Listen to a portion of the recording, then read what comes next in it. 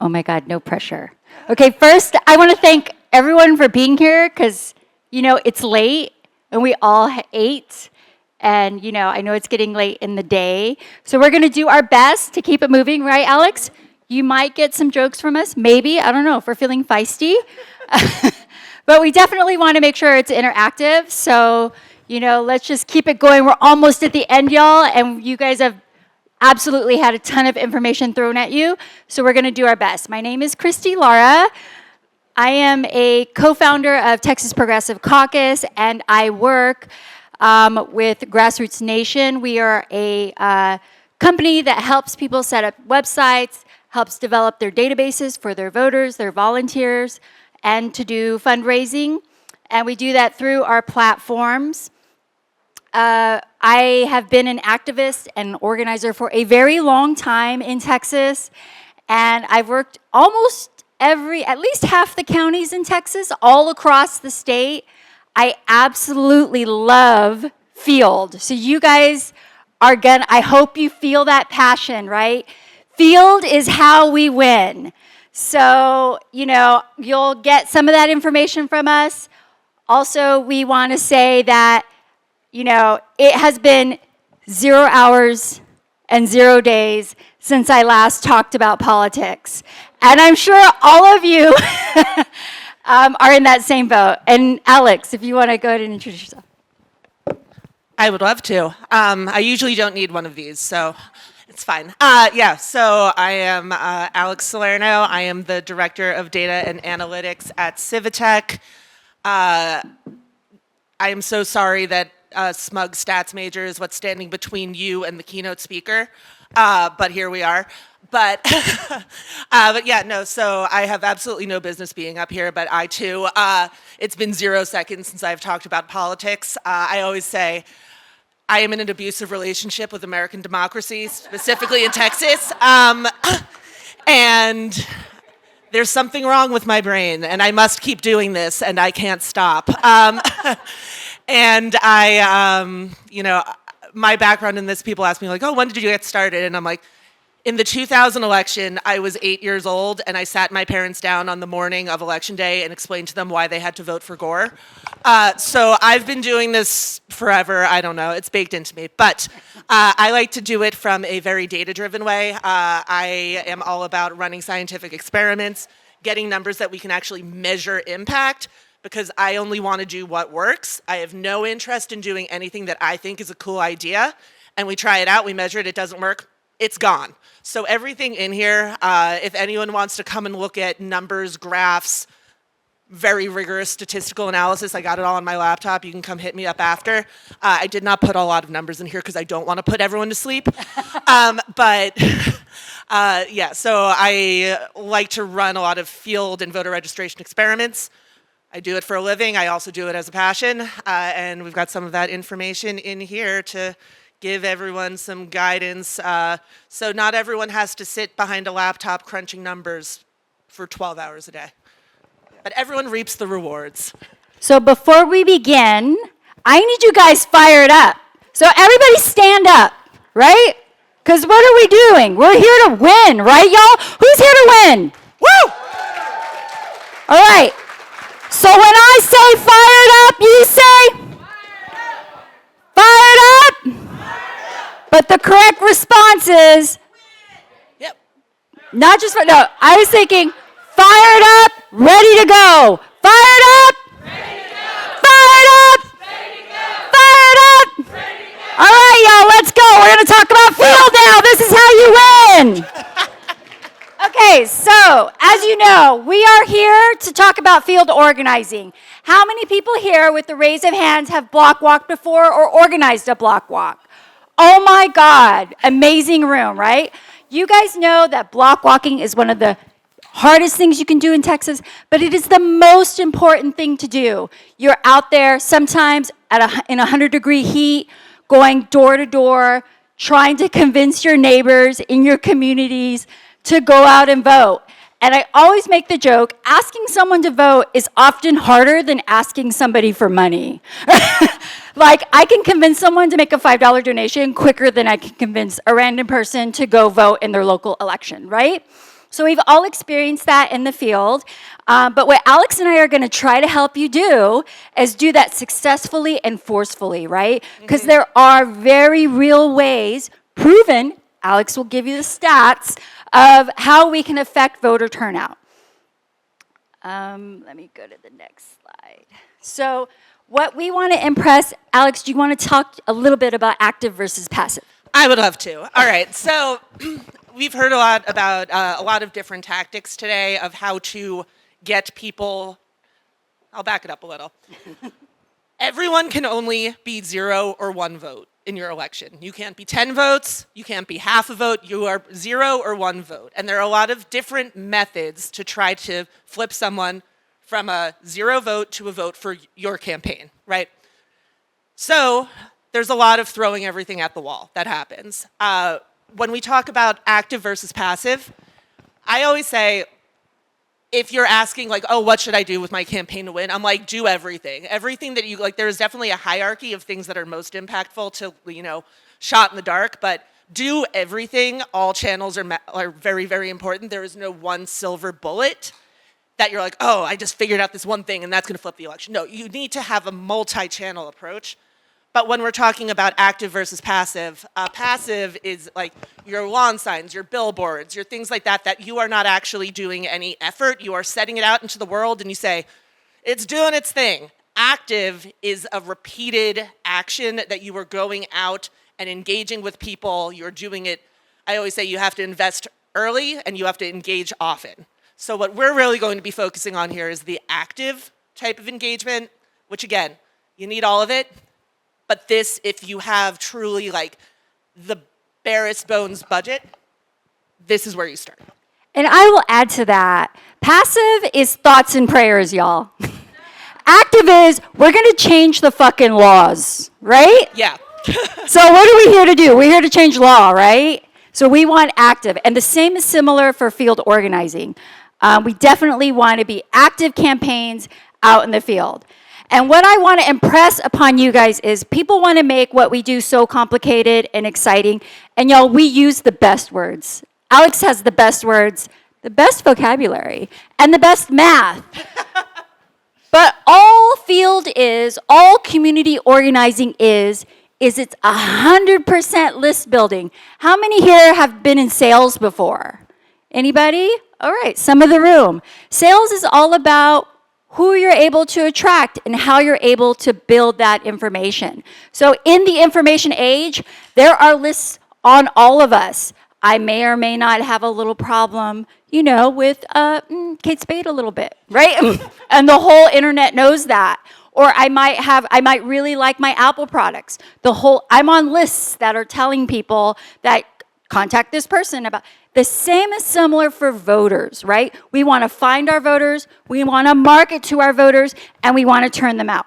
So whenever you think about community organizing, and when you think about field, I want you to think, how big is my list? How long is my list? How targeted is my list? Those are the things that you need to focus on. So to get us going, I started up with fired up, ready to go, because one of the best field operations that we have seen in the nation in my adult life was the Obama campaign in 2008.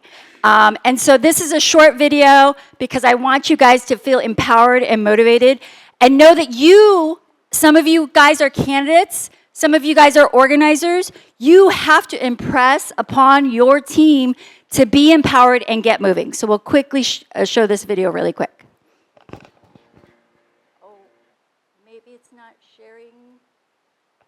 Nancy, it might not be sharing the, wait, maybe I can do this. Ohio is so important to this election because no Republican candidate has ever won the presidency without winning Ohio. We have to go to the doors, we have to talk to our neighbors, we have to persuade voters, or we will not win this election. We're here today to canvass the local neighborhood. We're going to have neighbors talk to neighbors about the importance of this election. It's my first time canvassing for President Obama. I'm a little nervous, but I'm excited. For people who are intimidated about canvassing, I just always say, give it a shot. Canvassing is an opportunity for volunteers to go and knock on the doors of their neighbors and have face-to-face interaction to talk to them about issues that are important to them. Volunteers can expect to build the community that they live in and work with like-minded people that share the same values that they share and that the president shares. A typical day for a canvasser, we partner you up with an experienced canvasser if it's your first time. And we'll put it under the rug or in the door. We give you your walk packets and we go over so you know where you're canvassing. And the Near East District has wards 5, 7, and 55. And then we send you out to hit the doors. I'm feeling very excited because I know that Obama needs to carry the state of Ohio, and I want to make it happen for him. Yes, I'm ready to go. Okay, let's go and get him. I think canvassing is a great way to educate and spread knowledge. Well, are you guys supporters of the president? Rain or shine, you go out, provide that information so they can make an informed choice. When a neighbor goes to a neighbor's house and they talk from the heart about why they're involved, it really puts a face on that campaign. We're going around trying to see if people are going to support the president here in this upcoming election. Awesome. Are you interested in Ultimately, that one vote could change the outcome of the election. Really excited to have you on board. Great, thanks. It was a great experience. I'm so happy I was able to do it. I'm so grateful that I was able to persuade at least one person. We really believe that if you respect, empower, and include volunteers at the local level, they will make sure that we win this election here in Ohio and across this country. Ohio makes all the difference in him getting elected. We need every last person to go to the polls, to vote, to encourage your neighbor to vote. Come on, Ohio, come out and canvass. It's a great way to meet your neighbors and help re-elect the president. Get involved, find out how. Visit barackobama.com/OH for more information. So let me tell y'all, no one did it better than Obama. Okay, maybe Bernie. I was Bernie delegate. But the ground game for '08 was on fire, and then they repeated that in 2010. And what that means for you guys is there are best practices, and we see them. But what you need to know is that this kind of organizing doesn't happen on accident. There isn't a magical field fairy that's going to show up and have 30 people show up in the office ready to walk for you, especially in 99-degree heat, right? We all know that to be the truth. So the question is, how do I build that team? How do I make that actionable and make sure it's accessible to people? But we want to make sure that you leave today with some very key points about field organizing. First, your community organizing goals are you need voter ID. You need to ID who is going to vote for you. Who is your supporter? Who are potential supporters? Who are current supporters? Who are past supporters and future supporters? You need to ID your volunteers, right? 30, 50, 100 people showing up doesn't happen by magic. I wish it did. You have to work those lists and bring those people in. You know, I always say you have to kiss a few frogs before you find your people. So don't be afraid. Get out there, invite people, figure out who's on your team, who's ready to help work. And the third thing I really want to impress is actually Alex's spot. Alex, number 3. Database development, and I would also add database maintenance. Make sure that it is accurate, an accurate reflection of who can vote for you and will they vote for you. Because I'm going to get into it in a couple slides. But it is really crucially important that we have an accurate accounting of what is happening in reality. There are all of these different gotchas in the voter file that people don't necessarily know about that gets them very surprised on election day.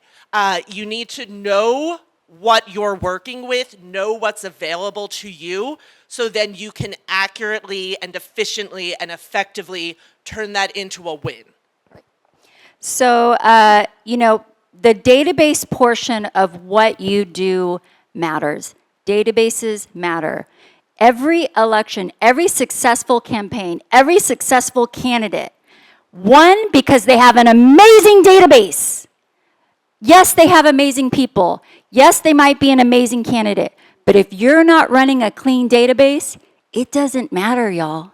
You gotta track your lists. So if you leave here with one thing that Alex or I say, and she's gonna get into it, y'all, it is making sure that your database is workable and functioning. And that doesn't mean that it has to be fancy. We're gonna talk about some fancy efforts, but back in the day, y'all, Your database was a spreadsheet.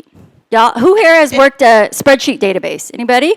All right. So that your database can be as simple as a spreadsheet, but we're going to go into a little bit of the tech that's available now and the platforms that are available. All right, this reads like a dad joke, but it's actually true. All right, how do you win an election? By getting the most votes. That's how you win, okay? It's not who had the most followers on socials. It's not who had the biggest ad spend or who had the most volunteers, although that's very important. You have to get the most votes. And I think that often that is lost in all of the different, like, oh, if we do this strategically, if we do that, if we pivot here, if we try this new thing. Boil it down to the actual thing, the mechanism that wins an election. You get more votes than your competition. And that's, well, outside of the Electoral College, but we're not talking about that. I can't talk about that. But in a normal election, that's how you win. So you have to focus on maximizing your vote share to win an election. So I'll start with, why should you trust me? I already said I have no business being up here, but maybe I do. I don't know. For a living, for the past 6 years, I lead a team of giant math nerds. These people have their PhDs, their masters, all these, they are giant math nerds and science nerds. And we run voter registration and turnout experiments all the time. That is what we do. And we've run over 500 of these at this point. Most organizations, it's like huge if they've run 2, okay? We've done over 500, it's insane. And a lot of planning goes into these. We maintain, I won't get to, everyone's eyes glaze over. No, but basically the design is we hold out control groups anytime we do any sort of treatment for voter registration, voter outreach, voter engagement, anything. We know that we are not the only ones in the game, and to that I say thank God. People are getting interventions from other things. Some people will get themselves registered to vote. I said at the top, I am only interested in running things that work.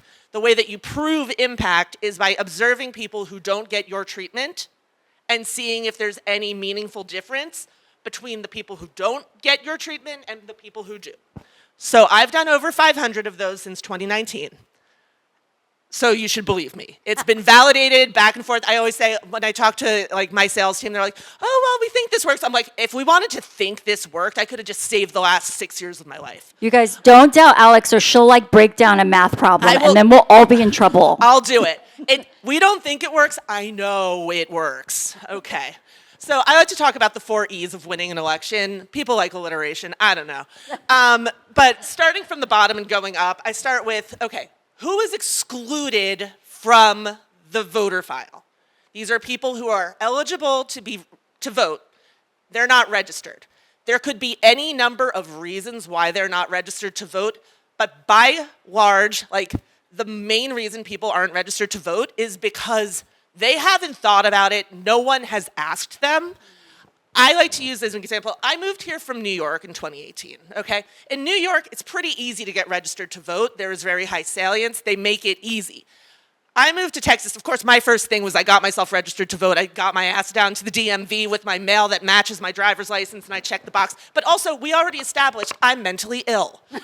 So most people, that's not top of mind. They have lives, right? They have kids, they have families, they have jobs, they have hobbies, they have responsibilities. It's not the top of mind. If you move from somewhere where it's very easy to get registered to vote to somewhere where it's not, you don't think about it until election day. And by then, it's way too late. Right? So there are so many people. There are also a lot of young people.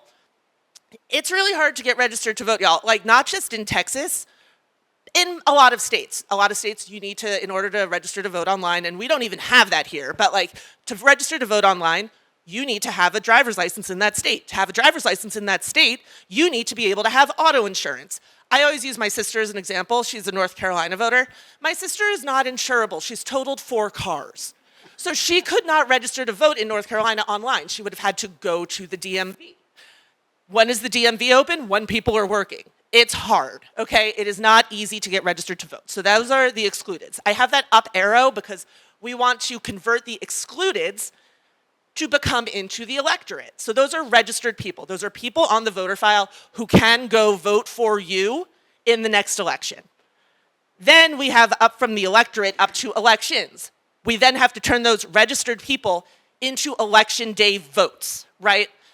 That is what actually matters. That is the final score. That is how that's how the election ends.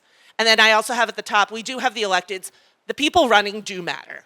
Like, you are selling a brand, it does matter. I don't want to discount it, but those are the ways that I have it kind of rolling up. All right, so I was talking about the unregistered people. Here's a pretty little pie chart that shows about 34% of the, like, when I say the electorate, I mean people who have been registered to vote in the past, changed between 2020 and 2024, okay? 30 million households changed states, 17 million Americans turned 18, 13 million Americans died, and that's not even counting excess COVID deaths. 4.5 million people became new citizens. 2.4 million Americans completed their prison sentences and re-entered, like they regained the ability to vote, they got re-enfranchised. And 2 million people got disenfranchised by going into prison, okay? There is constant churn. I always say, when we look at the voter file, just because N equals N, it's the same people, they're different people, right?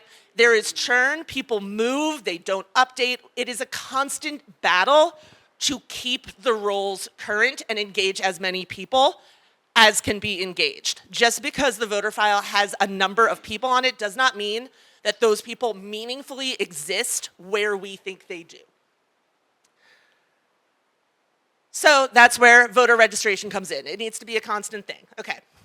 Elections are exercises in mass communications. It's branding, it's marketing, it's all that good, it's sales, it's all that good stuff. It's a funnel, right? You have to get people to the top of the funnel until they get filtered down into the bottom. So we've spent, as an ecosystem, most of our efforts just working with people who are already registered to vote, right? Those are the people who are known. The unregistered people are kind of the shadow electorate, right? Like, you don't know what you don't know. How do you know where these people even are? If you want to know how I know where these people are, you can come talk to me after. I'm not going to get into that here.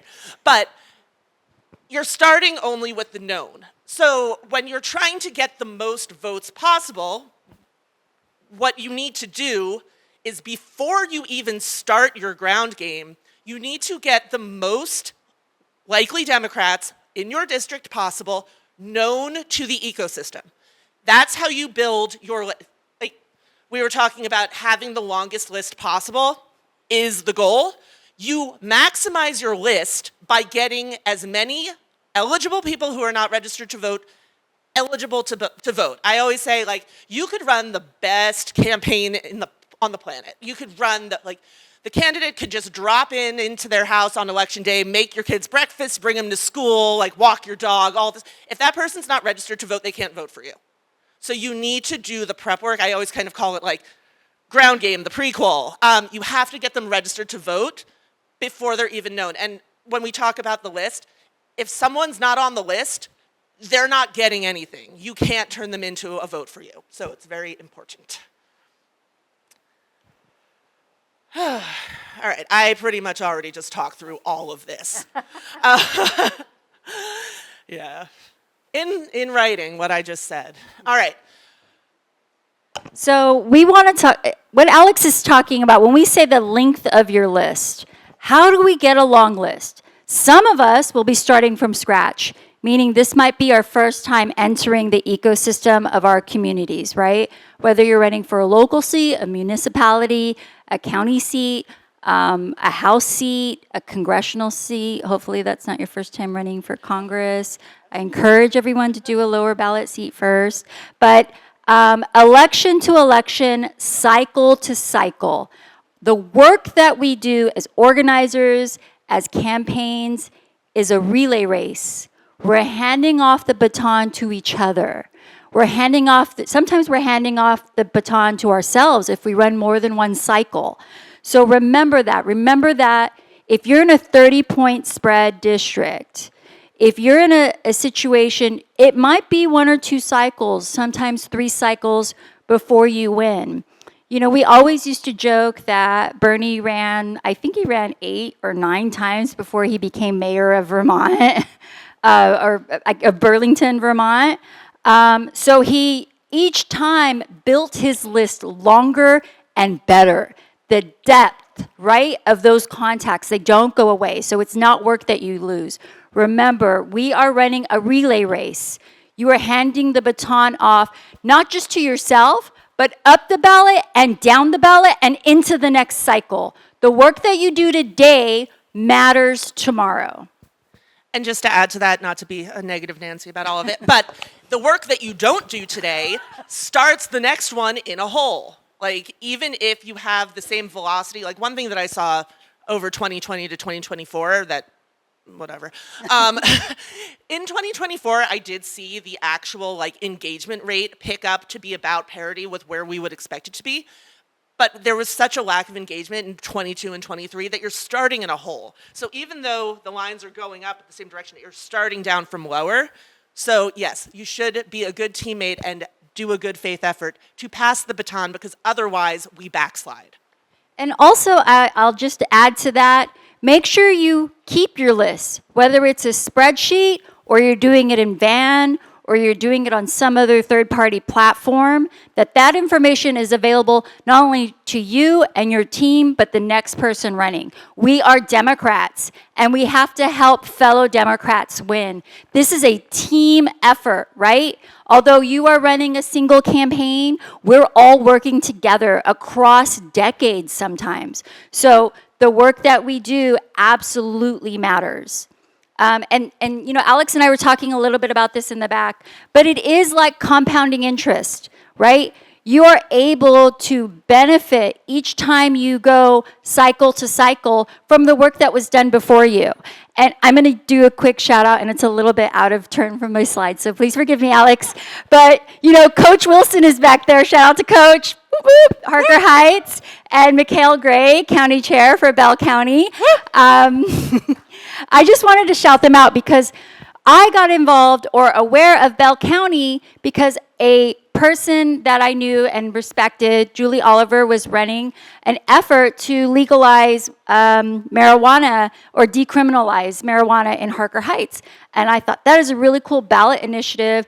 I want to help. So I block walked, met some of the team, met some of the community. That was years ago. When we talk about compounding interest, did I understand years ago that I would meet these amazing people, or even that we would get Stacy Wilson, Coach's wife, to run for city council and win? No, I wasn't psychic, right? But I knew that the work that I did mattered, right? I knew those doors that I hit, those people that I spoke to, would have a compounding effect on future elections. So I'll just really quick, I want to say Stacy Wilson is running for county commissioner in Bell County in 2026. So if you want to know more about that race, talk to Coach or talk to Mikhail. But know that we are doing that work, and you have to continually build those teams. And I don't know, is that all? Did you get through the slide, Alex? Just a quick little. So I mentioned I've been running experiments on this since 2019 where I track the treated versus controlled, and I keep that forever. I keep my lists. My lists are long. But basically, I was able to do an analysis about like, oh, did 2020 intervention have an impact on 24, 21, 22, 23? And this is above control, right? These are people who we engaged with.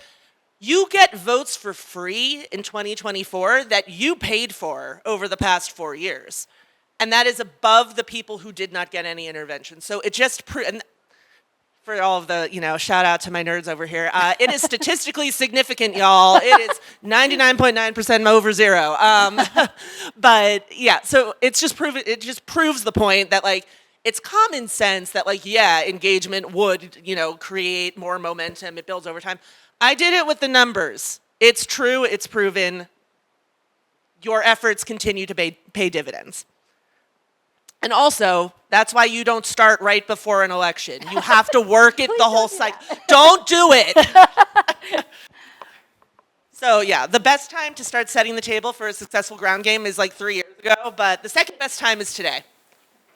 And I will now we'll talk about how to get all of those people you brought onto your list. We got to turn the electorate into the election, y'all, right? We have to turn them into votes. So actual voters, actual human beings. You know, we're all here IRL in real life, and that's what you want for your voters. You want them to show up to the ballot box in real life, right? Not just online, not just for fun with their friends and families, but you want them to actually vote, whether they vote through a mail-in ballot or they vote at the actual polls. So I'm going to get into some nitty-gritty of my most recent election that I ran in April and May so that you guys can kind of see hands-on what it actually takes, right? Because I'd rather show you than tell you. So in your field preparation, right? Like, look, I started off as a block walker. I started off trying to, I was a young person and I was in college and I was like, I'm going to help end the Iraq war. Like the idealism of being a young person, right? So I would block walk 10 hours, 12 hours a day, every day that I had available, after class, in between classes. I block walked as much as I could to try to help end the Iraq war. And I wasn't assigned a community or a specific space. I asked, what are one of your, one, target precincts, and two, where do you think I would have the most effect turning out unlikely voters, right? This is some of the language we use in the industry, an unlikely voter. How do I make an unlikely voter a likely voter? For those of you that are running local elections, anyone here running a local municipality, countywide, a down ballot race? People, can you raise your hand if you're running down ballot? Okay, so those seats are actually our hottest seats. And y'all, the Republicans, they didn't get in power overnight. They started at the bottom. They started at the PTAs. They started at the school boards. They started at the city councils. So, you know, we get excited about the top of the ticket. I do as well, right? We all are guilty of that. But we really need to hone in and focus in on our local elections because that helps build us a bench in Texas. It gives our campaigns experience, not just as organizers and as electeds, but it gives the community the culture of voting. Voting is a culture. And guess who has that down? The Republicans. They are turning out their voters cycle by cycle. And we're, as someone said earlier in a panel, sometimes chasing our tail, right? So creating that, find where you're going, name where you're going. What community are you going to? What is the history of that community? I had to learn about what the history is of Harker Heights, right? I just didn't want to go into the community, randomly show up and say, hey guys, I'm here. Like, can I get you to go vote in this local election?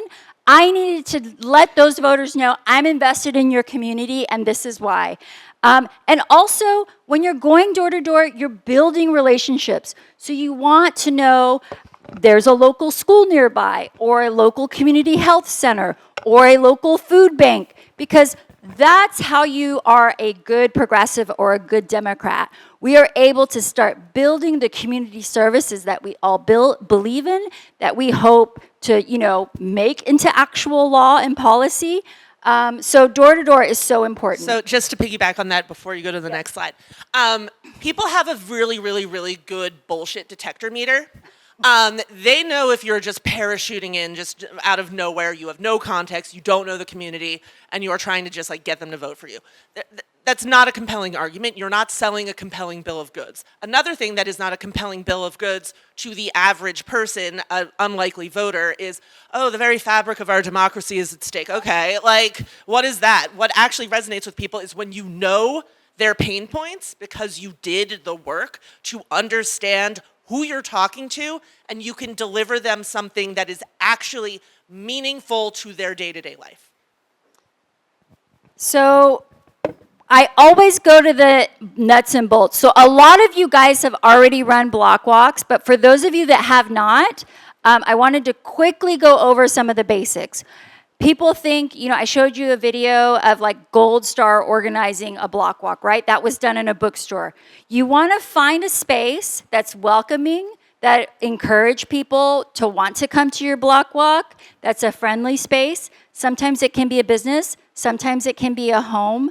I know one of my more successful block walks, 60 people met in the parking lot of a Starbucks. And the Starbucks was a little perturbed because there were a lot of coffee orders that morning. But you just want to find a place that people are willing to go to. Sometimes it's at the front yard of someone's home in the precinct that you happen to be working. So find those landmarks. They can be small, they can be large. Sometimes it's the city town square. And you want to make sure that it's friendly, right? You don't want to go to a place where people are uncomfortable. You want to make sure, we've met there before, or that seems like a good place. I know this last little meeting we had for Clayton Tucker's campaign, we met in the RGV, and it was at a community health center. And you would think, I thought, oh God, where are we gonna meet? So I checked it out before we went, and I could have had the meeting in the nurses' station, which would have been awkward. Also HIPAA, right? I was concerned. But they had this beautiful backyard. I don't even know how that works, but there was a lake and benches and all of this sort of thing. And so it was a great place to meet up. And I would absolutely use that as a staging location for a block walk. So just look for those spaces. It could be a park. And you want to make sure you choose your staging location. It doesn't have to be where you happen to be walking, but it needs to be accessible to your volunteers. So I'll go to the next slide. So there are several types of organizers, and you guys make up in this room a lot of different types. But I really quickly want to go over these points of entry as volunteers and as organizers. How many people in here are a precinct chair? Anyone? All right, shout out to our precinct chairs. So traditionally speaking, you would, especially on the East Coast and the West Coast, the precinct chairs are a primary function of party operations. Now, is that always true in Texas? Absolutely not. But it doesn't mean that we can't work around and with the existing structure. So if you're not a precinct chair or you can't get a hold of the precinct chair, you can assign block captains, which is when I was an undergrad, because I was in school, I didn't want to be responsible for a precinct, but I was a block captain. So I was in charge of a very specific neighborhood. You can also just have, if someone says, oh, I don't want to do a whole block, I don't want to do a whole precinct, they can be a neighborhood organizer, right? Something a little, yeah, I heard something funny this week, which was a very corporate thing to say. You're on the right bus, but you might not have the right seat. Has anyone heard that before? So you want to ID your volunteers that way. You want to figure out, this person might not want a whole precinct, but they might be willing to do a street. Or they might even be willing to do these 10 houses, right? Or just the houses around a specific park or something like that. And then there are the people, maybe Alex and I, we're not all there. And I don't, as Jim Hightower says, we're all here because we're not all there, right? I was an independent organizer. So I didn't, for several elections, I didn't even contact the campaign. I just rocked it out myself, went into van, built my own list, printed my own lit, right? And just made sure that I contacted the voters that I thought needed to turn out. Yeah, no rules against that. So, and traditional entry points, people get excited about candidates. I may or may not be a Bernie bro, but a candidate or a campaign. Mothers Against Greg Abbott runs great campaigns. There are Texas Organizing Project. There are lots of organizations you can lock into. But what I want you guys to leave with from here is that whatever organization or club or group you are working with, make sure they are doing the work that matters. Make sure the work that you do is building that list, that it is recorded, and that it is accessible to you, right? Because if you are not doing that one thing, all the other things can't happen. And we want you to win. Not only do we want you to win, we need you to win, right? All of us, the nation, the world. So connect with those local groups and clubs. And, our field investments, I became a field organizer. You know, Obama really inspired me. He used to say he was a community organizer. Anybody remember that, right? Shout out to Chicago. But yeah, you know, I always think about the civil rights organizers because, you know, they had hundreds of thousands of people show up in DC before the internet, y'all, before smartphones, before any of the technology that we have accessible to us. So how did they do that? How did they get hundreds of thousands of people to Washington? And the way they did that was something called a phone tree. Has anybody done a phone tree before? Let me tell you, some of these old school techniques are the best. We think we're so fancy. We think, oh, I got to tweet about it, or Instagram about it, or I got to Facebook about it, or all the things that we do. But the old school person to person is what matters. And the reason I say that, and I'll let you, I apologize, Alex, is because as human beings, 10,000 years of evolution, we want to look you in the eye, we want to hear your voice, and we want to know why it's important that you want me so badly to vote in the next cycle, right, in the next election. You cannot undo 10,000 years of evolution. I don't care what the AIs are saying. I don't care what. Look, I use a lot of fancy things, y'all. I will take 5 minutes, face-to-face, voice-to-voice, in real life, over $1 million ad that plays every 30 seconds on CNN or MSNBC or anywhere. Because you cannot you cannot buy the face-to-face. That can never be replaced. That is who we are as human beings. So I don't mean to go off on my stump about that. No, I want to just completely echo all of that. And listen, like, my background is in machine learning. I love that stuff. It's not proven effective to the degree that the old school techniques do prove out to be. And I don't want to be like, oh, let's just do what we've always done. That's not a winning tactic.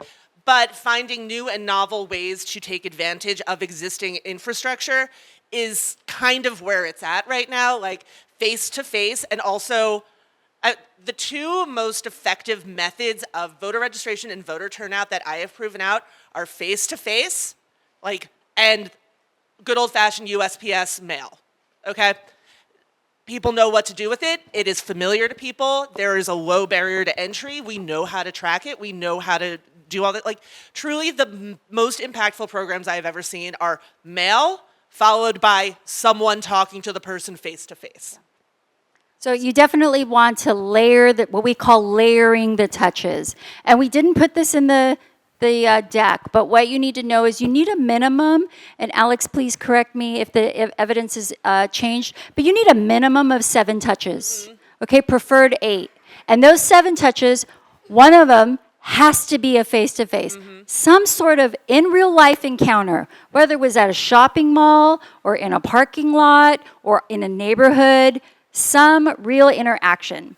Yeah, and multimodal is better than doing the same thing over and over. Yes, yes. So your walk plans. Who here has walked for a candidate or a campaign? We won't say who. We're not calling it. We love everybody. We're all Democrats. Who here has done a block walk and hit a bunch of Republican doors? Oh, so painful, right? So what I call that is the volunteer experience. If your volunteers have a bad experience, and God forbid it's a first-time volunteer, you may never see that person again. You probably won't. They may leave the stratosphere. They're gone. I protect my first-time walkers. I give them ice water. I tell them their hair looks great. You know, like, I'm offering massages with my massage chair. I'm like, have a seat. Like, thank you for block walking. What I'm saying is you want to make sure that you treat your first-time walkers like they want to have a good experience. I would not be here if someone didn't give me what I call a clean list. And that means, as a young person, when I was sent to these very difficult, unlikely voters' doors, that I got positive reinforcement that said, dang, I'm going to come back tomorrow and knock some more doors. If you're getting bad experiences at the door, do you think you're going to come back? No. Heck no, you're not going to come back. And we're going to go into a little bit of how you make that happen for your volunteers. But I really wanted to emphasize to you guys, make sure your first-time volunteers have an excellent experience with your campaign. It is part of your branding. It is part of how you will win. So that said, target your freaking voters or you'll lose your volunteers. So this, looks a little scary, but does anybody here know what targeting their voters means? Have people done that before in the field? Okay, so I see some heads nodding. Your lists are ordered by turf in your targeted precincts. So you can do turf, you can do your turfs in your precincts, their propensity to turn out, which Alex could probably get into more about that. But you can also do it by your density walk score. When you buy an apartment or a home, you get the realtors put their walkable score. It could be 70 or 80 or 90. We need to do that as campaigns. We need to let our volunteers know, this is going to be like a very walkable walk score of 80 or 90. Or you know what? I'm really going to need you to a walk, not a block walk, but a block drive, right? So be clear with your volunteers, and you need to make sure your GOTV target scores are on point. So here are embarrassing all of my scores. So where did I get these scores from? I got these scores from Van. Who here knows how to pull up scores for voters at a Van?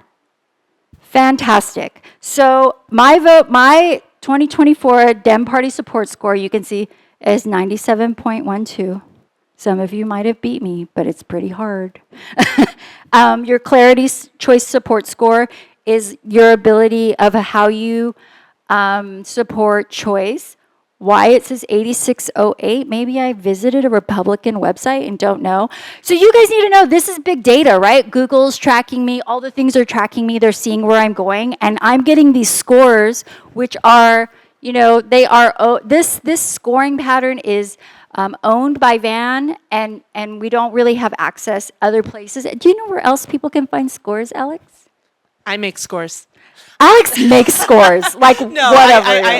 We have partisan modeling. Okay. But Van has scores, Target Smart has scores, Catalyst has scores. Like there are all of these different organizations that do this, and yeah. So these are the ones out of Van, and I'm leaning heavy on Van because that might be the most accessible thing to you if you're a precinct chair or involved in your local party. Your DNC education score, 78.8. That means if I'm knocking at your door, you only C+ average want to talk to me about schools. I get a little bit more pissed off about healthcare, right? So it's kind of telling you, yes, that matters to me, but the clarity, Trump persuasion, don't try to talk to me about Trump. Like, I just don't care, right? The fact that I'm even saying his name right now is disgusting. But the one that I want you guys to know that I lean on heavily is the DNC support score, the GOTV score, 2.29. That means, this low number means do not knock on my door. I am a supporter, I am a Democrat, and I am going to vote. You don't need to be targeting me. Like, ignore me. 2024 targeting, 98.73, Monarch. So all of these different lists here, if I were to encourage you guys to look at one thing, it would be your DNC support score, because that is your presidential support score. That tells you I'm going to support a Democrat for president. 99, what is my score there? Do you see it? I don't even know what it is. DNC support score, education. Oh, Dem Party support, 97.12. There's a DNC somewhere. Well, what that tells you is that I'll vote for the president, but what you will see in Texas 9 times out of 10, and I'm not exaggerating, is that people will vote for a Democratic president all day, every presidential election, but I literally will see them have never voted in a municipal. Yep. All day, every day. All day, every day. And what is happening is, McHale had a candidate in Killeen won her city council seat with 300 votes. 300 votes. That means, can you pass public transportation? Can you pass access to, more city utilities? Can you help? We as Democrats need to take control of our communities and make sure that our values are pressed on. Yeah. And then just to piggyback off that a little, I cannot underline that enough. Again, everyone has 0 to 1 vote, and whoever has the most votes win. Persuasion, getting someone who was a likely voter to change their mind might feel like a bigger accomplishment, but these people who are already Democrats who do not vote in municipal elections are a lot easier to turn from a 0 to 1. So we want to maximize impact, minimize effort, let us be able to do as many things as possible, because their votes count the same. So we definitely want to take advantage of that. And just to bring it back to what I was talking about a little, for my modeling, if we have no information about someone, everyone starts at a 50, right? I have no idea about you. That doesn't mean that you're a swing voter. That just means I don't know anything about you. The sooner you get someone into the ecosystem, the sooner we can start gathering data points on them and the more accurate that score will be.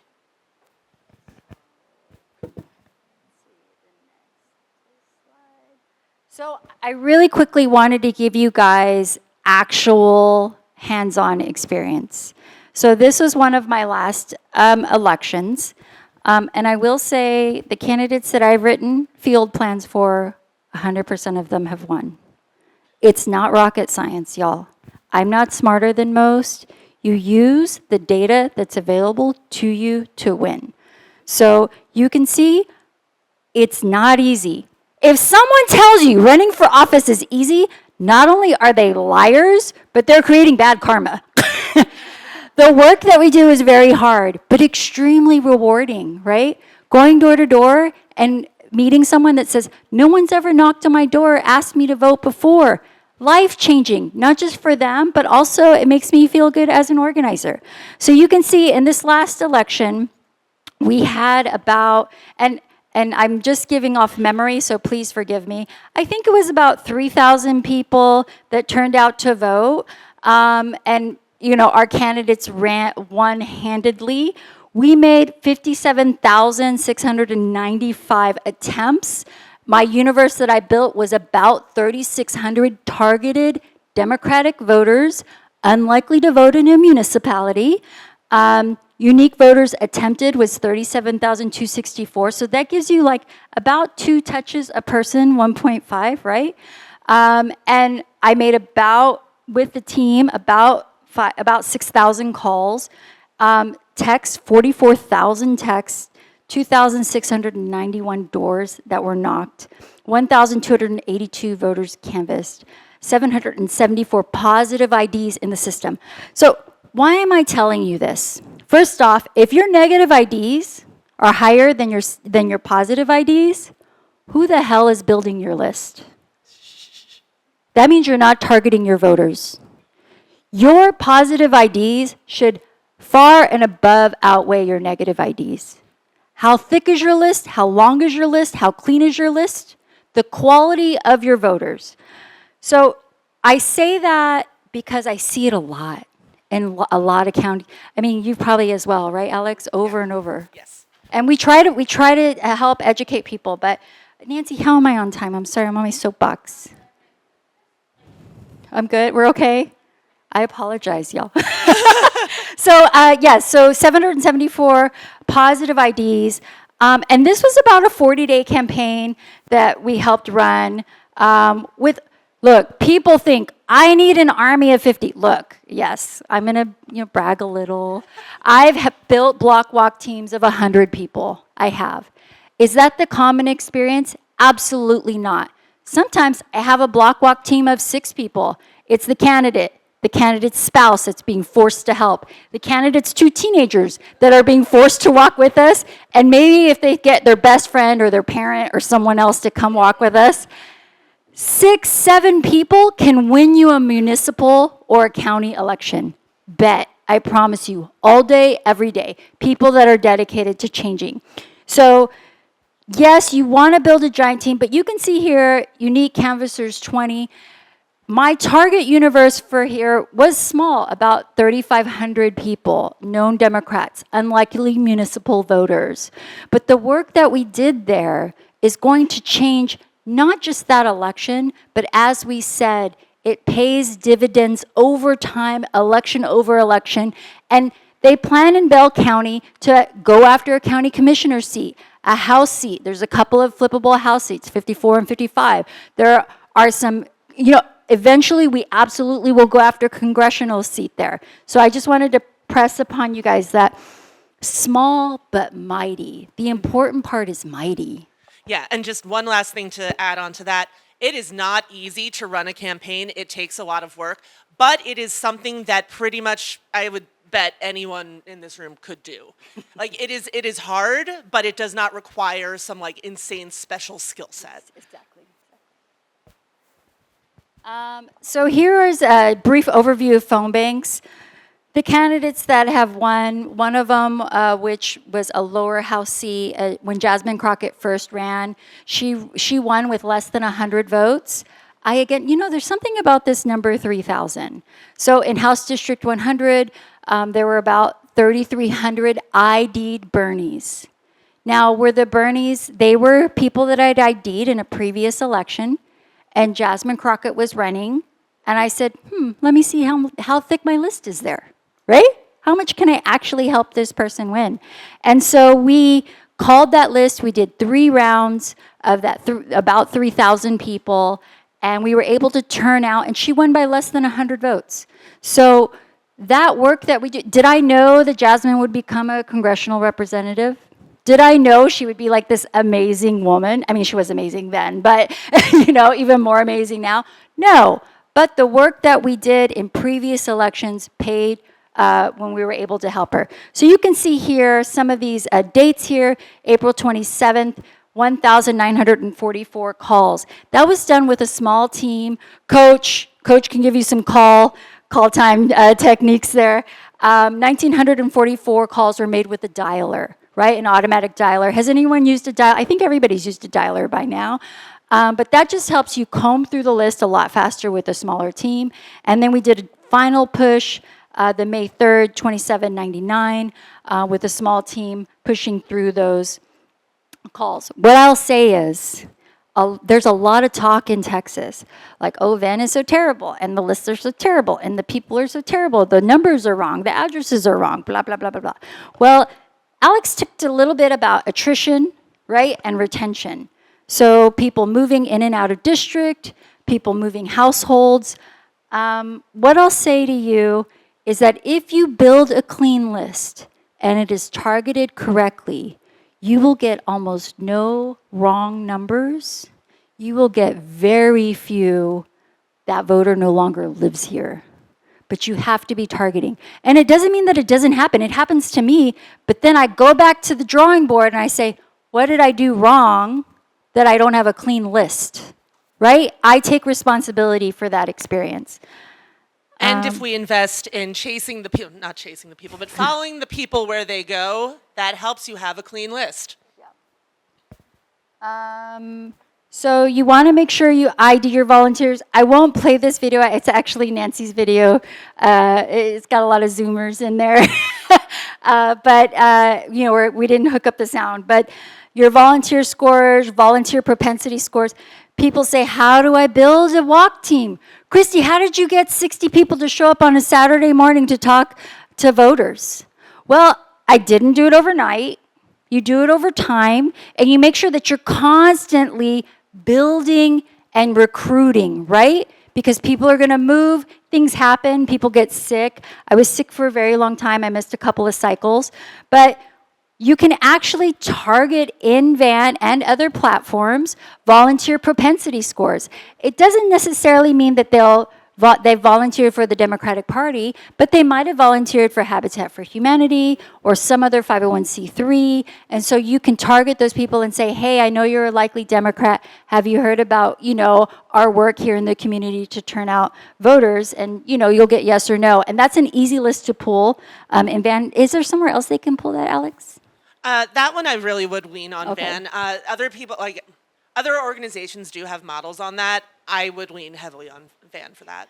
So, and if you pull your volunteer propensity score and you're in a very low turnout, look, I've worked in the sticks in East Texas, in the middle of the desert in West Texas. I've worked all the major cities. But let's say your volunteer propensity score list is thin, not deep enough, not thick enough, not long enough. You want to make sure that you can lean on some of these other things. Known block captains, no precinct captains, neighborhood organizers or independent organizers that are ID'd in the system. So again, I think Alex put in the slide, the best time to start was 3 years ago. But if you don't have 3 years ago, start now. Yes. So you want to ID those people. ID your volunteers. You have to build a team. And that said, how do you build a list? How do you do that? Well, for me, every event I attend, every organization I attempt to go to, I have sign-in sheets. Campaigns know to do sign-in sheets. You want to make sure that you connect with your local party. Sometimes they have lists that they can lend you. And the best thing that I've seen in Texas are these clubs and orgs. How many people belong to a Democratic club? Yeah, so these clubs have lists, and if you're in good with them, sometimes they'll give them to you.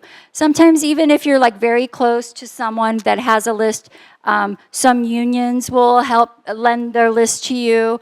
But let's say you don't have any of that. You're like, oh, I'm just starting. I really don't know where to go.